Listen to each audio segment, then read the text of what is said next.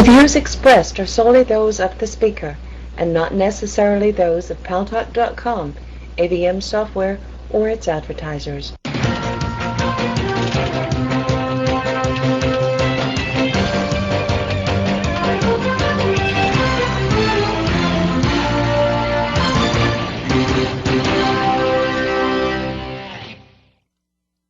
News Talk is online. News Talk Online is a production of Paltalk.com, the largest multimedia interactive program on the internet with more than 4 million unique users on demand on iTunes and on YouTube. And thanks to our friends at CRN Digital Talk Radio, we are syndicated across this nation, the United States of America, into 12 million additional households. I am your host, Gary Baumgarten, and I welcome and encourage you all to post to my blog, GaryBaumgarten.com, about this issue that we are going to discuss today and any other issue, whether you agree with the author of the blog, myself, or not, it's fine. I am your host, Gary Baumgarten. Did I say that already? I'm your host, Gary Baumgarten. There, for sure I said it now.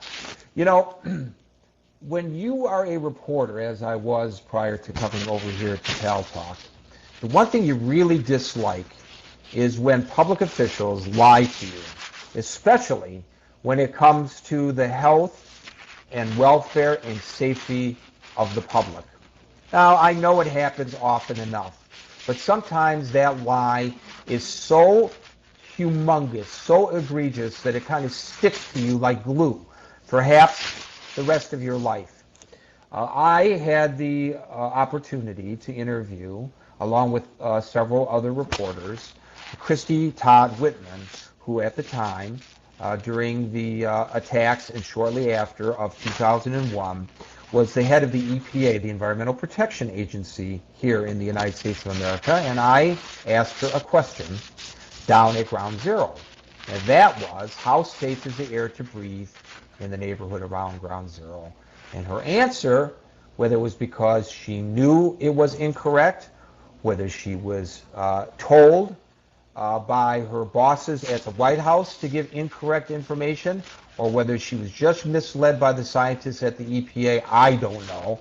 But she said that while the air at the pits on Ground Zero was unsafe, and while it was important that the rescue and recovery workers wear protective garb, including masks, breathing apparatus, for those who live and work and visit the neighborhood surrounding Ground Zero, there was no cause for concern.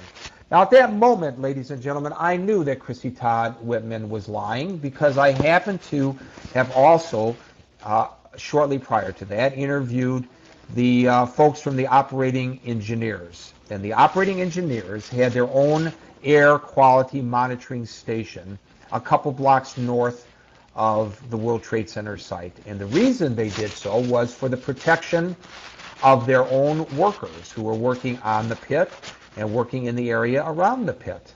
And their readings indicated that there was a high level of toxicity in the air where we were standing during the interview, several blocks away from Ground Zero. Well, now it has come to my attention that the Union of Concerned Scientists has determined that this kind of political manipulation of the EPA is commonplace. And so we have invited to News Talk Online on Paltalk.com Francesca Grifo. She is the senior scientist and director of the Scientific Integrity Program at the Union of Concerned Scientists. She came to the UCS in 2005 from Columbia University, where she directed the Center for Environmental Research and Conservation Graduate Policy Workshop and ran the Science Teachers Environmental Education Program. Prior to that, she was director of the Center for Biodiversity and Conservation and a curator of the Hall of Biodiversity at the American Museum of Natural History in New York City. Francesca Grifo, welcome to Grifo, welcome to News Talk Online on Paltalk.com. Good afternoon, my pleasure, thank you. Well, we're so happy to have you here with us. Was I right to be angry about what Christy Todd Whitman told me about a month after the 9/11 attacks? Well, I think as you alluded to, it's difficult to know what she was told to say.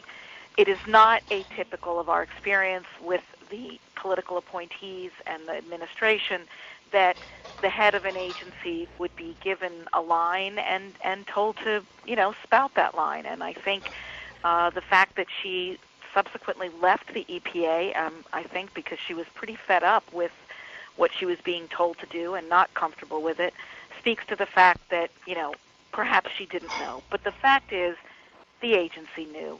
There was definitely scientific information out there that indicated there were problems, and it wasn't released to the American people. And I think that is the critical issue here, is that we see an agency in which, not because of the fault of the scientists, not because of the fault even of many of the folks making the regulations, but because of the political appointees and the higher echelons of the agency, very important environmental information is not making its way out to regular folks. The taxpayers. Well, you're a scientist. I am not a scientist, but it doesn't take brain surgery to recognize, or you don't have to be a brain surgeon to recognize, or a scientist to recognize that if the air on the pit is toxic, it doesn't stop at the border and say, oops, I don't have a pass to go beyond the border. I mean, common sense would tell you that if the air on the pit or the pile was unsafe to breathe, then the air in the neighborhood around the pile was unsafe to breathe. Surely she must have, she's a smart woman. She was governor of the state of New Jersey, and a fine governor at that. I don't understand how she allowed herself to be manipulated in the manner in which she obviously was. Well, it's very interesting. I think if we contrast her with the current administrator of the Environmental Protection Agency, here we have a real picture of someone who has allowed himself to be completely manipulated by special interests across so many different issues, whether it's dirty air, dirty water, toxic compounds, all these other